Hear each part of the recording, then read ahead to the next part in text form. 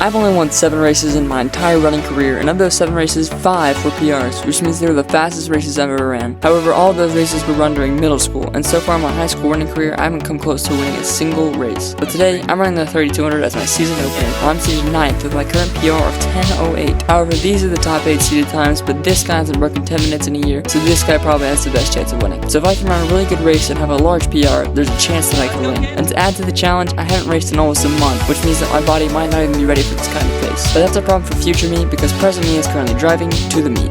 Also, today's race is going to take place about an hour away, which means the drive is about an hour long. This leaves plenty of time to think about the upcoming race, but because of that, the nerves also start to set in. But eventually, we arrived at the meet, and guys just rolled up to the meet, yo. I'm pretty excited, sorry I didn't vlog it all. So it's like my first time vlogging. It was gonna be pretty good. It's like 60 degrees-ish. Racing like an hour and a half, but it's supposed to be really humid, so hopefully you don't die because of that, but it should be cloudy. So as I just stated, the temperature is about 60-ish degrees, and the weather is pretty good, with partly cloudy skies and no wind, which is great, but it is humid, which is not great. We're chilling here. We warm up in like half an hour, and then we'll race at like 9:20. I'm pretty hyped. The rest of the team's gonna get here in a couple minutes. Editing Caleb here. Another main event in the video is the 3200, but before we get there, I want to show you how the day ended, which was with a 4x400 meter relay. For me, this race was fantastic. If I had run before the 3200, I would have been way more excited to race. So here's how the race went down. Our first leg was Joshua, my brother, and his best split in the 4x4 is 56, so it should get us off to a quick start. Joshua started in lane 3, and it's a 3-turn stagger, which means he'll also hand off to Logan in lane 3. But anyway, here's coming through 200 meters. He just passed the guy who was in second, and as you can see, now we are second, coming through the last 100 meters of this 400 meter leg. As you can see, he's starting to lock up a little bit, but he's doing a pretty good job powering through, and he's going to come through, hand off to Logan in his individual lane, and the handoff looks pretty clean for the most part. Now Logan has the baton. Joshua just split at 57.0 something, so pretty decent first leg there. Logan getting off to a pretty good start. Logan always gets off to a pretty quick start, but as you can see, this guy's gapping him just a little bit. Logan really just tries to keep him right in his sights the entire time, tries to give you the best chance of passing the third leg guy. So as you can see, last 50-ish meters here, Logan's cruising. Logan ends up splitting a 56 mid, I think. So anyway, here you go, handoff to me, pretty clean handoff. And immediately I start to get gapped, even though I promise you I was full sprinting as hard as I could. But you can see the gap just immediately grows from like a meter to like 20 right off the bat. And as you can see, I'm really working as hard as I can to go as fast as I can. Hey guys, Editing Caleb back again.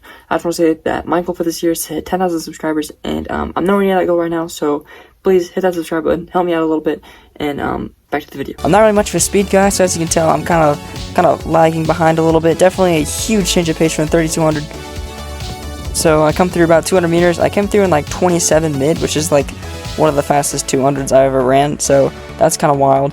And I'm still getting gapped by this guy, so this guy had to go out like 2 or 3 seconds faster than me, which is wild. So he went out blazing fast, and then the gap doesn't really ever shrink from there. I kind of get cooked on this leg. But he makes me look really, really bad, even though I ran a 2-second personal best in the 400, which is absolutely wild. So anyway, here I come through the last 50 meters. I thought I was actually cooked. I thought I was running like a 61, 62 at this point. But I ended up handing off to Cabrillo, and it was a really clean handoff. And then right here, my coach tells me my split, and I was like, 58, that's crazy. But now it's up to Cabrillo to close. So at this point, we basically knew there's no way we were going to win. So second place, but we just want to see how fast Cabrillo could go. And hopefully we can get the state qualifier, which I think is like a 343, 344, since we're like the smallest division.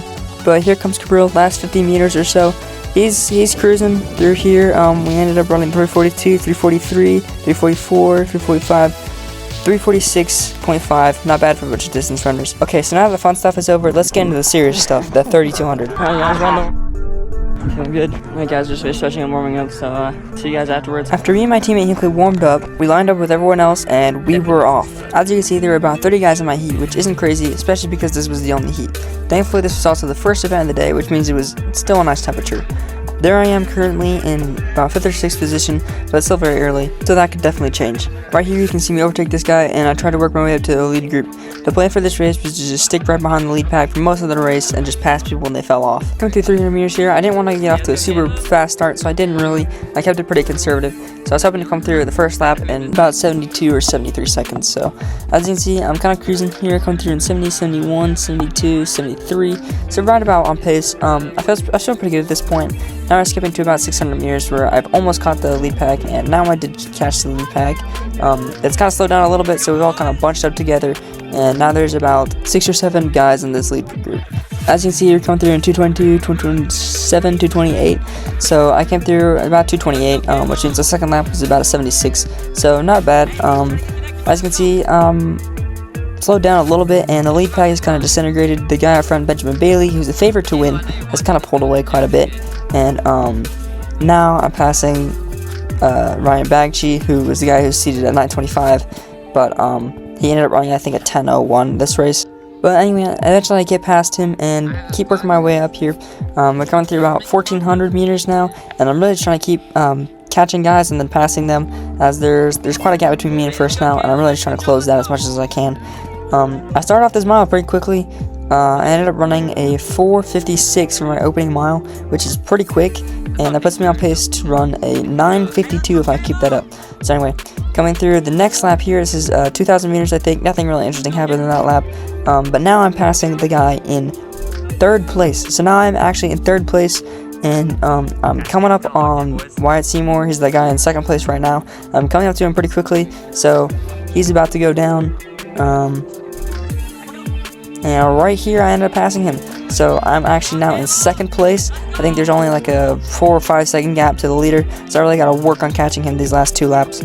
The guy behind him goes with me at 7:30, 7:29, 7:30 with 800 to go. So now at 600 to go, I opened the gap pretty large between me and 3rd place, and now I'm just really trying to work on closing that gap between 1st place. As you can see, there he is right there, exiting the frame, and I only have 500 meters left, so it's now or never. I'm really gonna start working. This lap I ended up running at 74 seconds, so I'm under that 10-minute mark still. If I can close in anything under a 76, I will break 10 minutes, which is awesome, but it just has to be done now. I'm in like a world of pain at this point, but I was just thinking to myself, 300 meters left, just 300 meters left, just kick. So there's 200 meters left, and I'm really trying to reel in Benjamin Bailey. As you can see, there's about 10, 15, 20 meter gap, and I'm just really trying to close that as hard as I possibly can. He's also kicking as hard as he can, as you can tell. I'd have to pull up a monster kick this last 100, and as you can see, I kind of just don't got it. I'm really trying as hard as I can. You can see me digging deep, putting my head down, really trying to push as hard as I can, but I do not have it, and he ends up running away.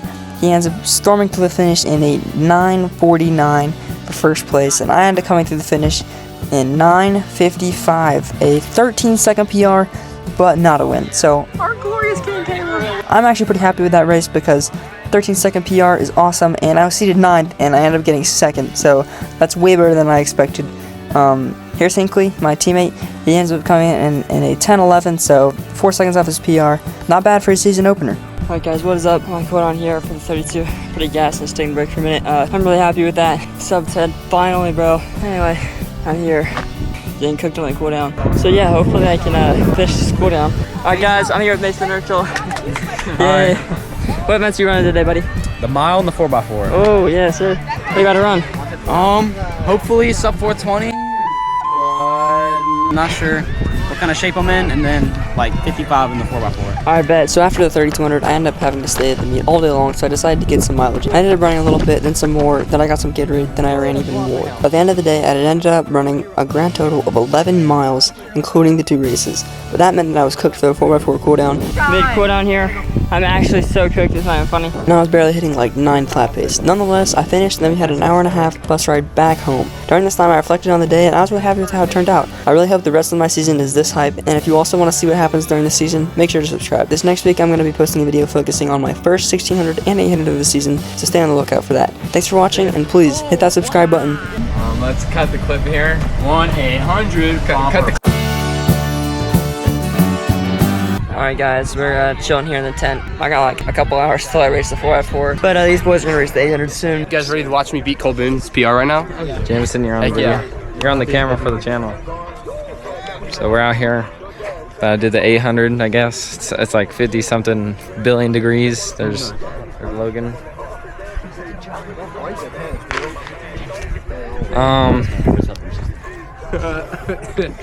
Yeah, man, that's good. I don't know about that. He's not doing good. So yeah. Yo, Caleb, I got your camera, bud. Okay, enough. Clip that. Wait, what's your opening? What's good, gang? Like from last year, what's your What's that?